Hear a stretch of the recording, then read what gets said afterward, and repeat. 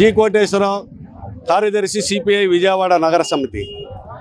అధికారంలో ఉన్నప్పుడు ఒక మాట, ప్రతిపక్షంలో ఉన్నప్పుడు ఒక మాట అనుసరించేటటువంటి విధానం సరైనటువంటిది కాదు. గతంలో ప్రతిపక్షంలో ఉండగా లోకేష్ యువగల సందర్భంగా ఈ స్మార్ట్ మీటర్ల పేరుతోటి సర్దుబాటు ఛార్జీలు పెట్టేటటువంటిది సరైనటువంటిది కాదు. స్మార్ట్ మీటర్లు పెట్టడం ఉపసంహరించుకోవాలా, స్మార్ట్ మీటర్లు పెడితే పగలగొట్టండి అని చెప్పి పిలిపించినటువంటి లోకేష్ అధికారంలోకి వచ్చిన తర్వాత సంవత్సర కాలంలో 15,485 కోట్ల రూపాయల భారం, విద్యుత్ భారాలు ప్రజల మీద వేస్తున్నటువంటి పరిస్థితి.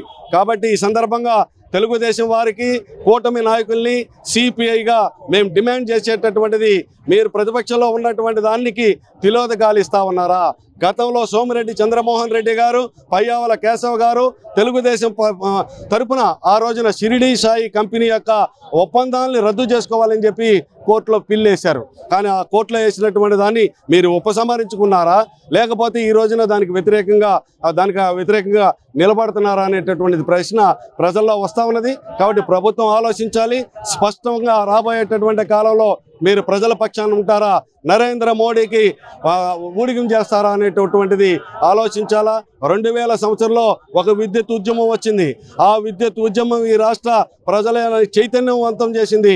ఈ రాష్ట్ర ప్రభుత్వ విధానాల్ని ఒకసారిగా మార్చివేసింది.